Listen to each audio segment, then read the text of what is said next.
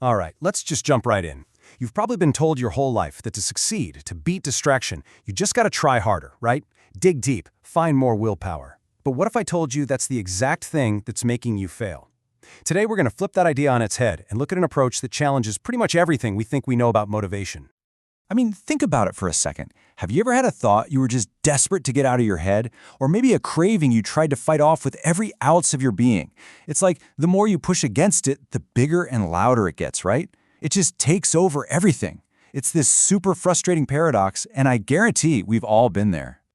And here's the absolute key to this whole thing. The problem isn't that you're weak or that you lack willpower. It's not that you're not trying hard enough. Nope. The problem is the fight itself. You're fighting the wrong way, using the wrong strategy. So it's time for a new game plan. Yeah, this common but totally flawed strategy, we can call it the willpower trap. It's this idea that motivation is some kind of head-on battle, right? That you have to just brute force your way to victory.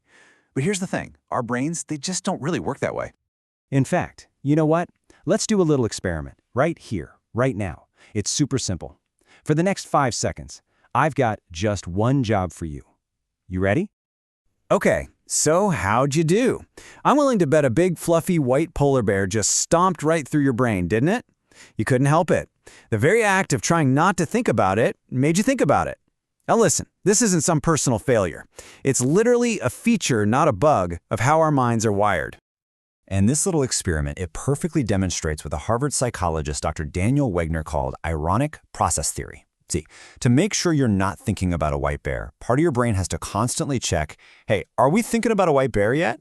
And in doing that, it keeps the image of the polar bear front and center. So the takeaway is huge. Trying to directly suppress a thought, it just backfires every single time.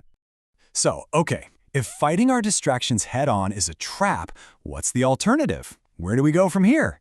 Well, this brings us to a really powerful new idea, a totally different kind of mental toughness that we're calling the warrior's edge.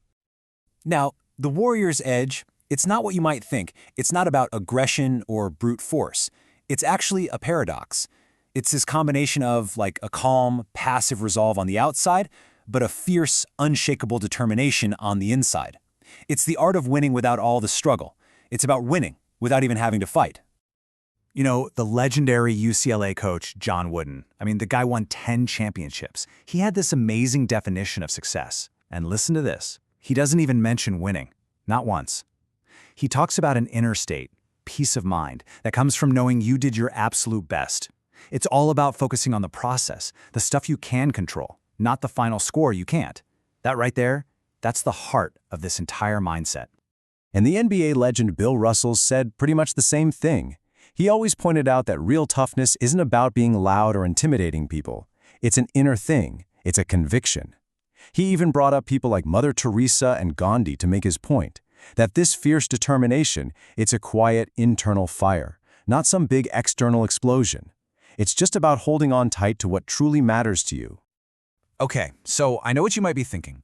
This all sounds nice, right? Inspiring. But is it just a feel-good idea, or is there any actual science behind this whole trying less thing? Well, you bet there is. And honestly, it's fascinating.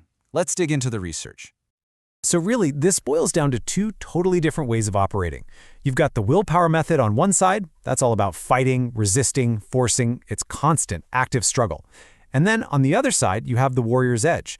This is all about strategic non-engagement. It's about ignoring, detaching, and just allowing distractions to float on by without grabbing onto them. And the science absolutely backs this up. Get this. Studies show that just planning ahead to ignore a temptation is way more effective than planning to fight it.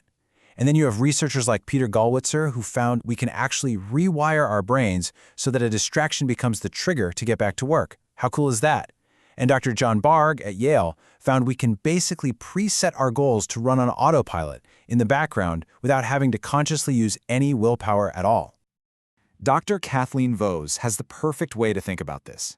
Picture your self-control like a small pool of water, or maybe a battery with a limited charge. Every time you fight a thought, every time you resist a craving, you're draining that battery. You're using up that precious energy.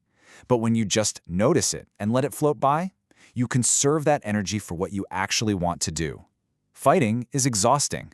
Ignoring is smart. All right, so we've got the theory, we've got the science. Now for the really good stuff. How do you actually do this? How can you put it into practice today? Let's build what we'll call your anti-willpower toolkit, packed with some simple but really powerful strategies. Okay, first up are your prevention strategies. Think of these as building your foundation, your daily practice. For one, there's a physical tool called the relaxation response from Dr. Herbert Benson. It's a simple breathing and muscle relaxation technique that literally calms your nervous system down, making you less jumpy and reactive. Then there's meditation, which is basically like going to the gym for your attention. You're just practicing noticing thoughts and then letting them go without getting hooked. And another one is visualization. But instead of imagining this epic struggle, imagine yourself effortlessly gliding toward your goal, like you're skiing downhill, not climbing up a mountain. Then you've got your coping strategies for when a distraction hits you right in the moment. You can try something called negation metaphors. If a task feels like a huge struggle, just tell yourself, this is not a struggle. You're reframing it. Or use the foreground-background trick. A distracting thought pops up, you just mentally shrink it down and push it to the background, keeping your main goal big and bright in the foreground. Another powerful one is tapping into your higher values. Just ask yourself, what's more important to me right now? This distraction or the person I want to be? And finally, there's the as-if principle. Just act as if the obstacle wasn't there at all. What would you do next? Just do that. So I want to leave you with this final thought. The goal here isn't to get rid of all distractions. That's impossible. And it's not about developing some kind of superhuman willpower. The real game changer, the real transformation, happens when you learn to win without fighting. When you get to a place where the very things that used to throw you off track become the signals that get you right back on. So just ask yourself, what could you achieve then?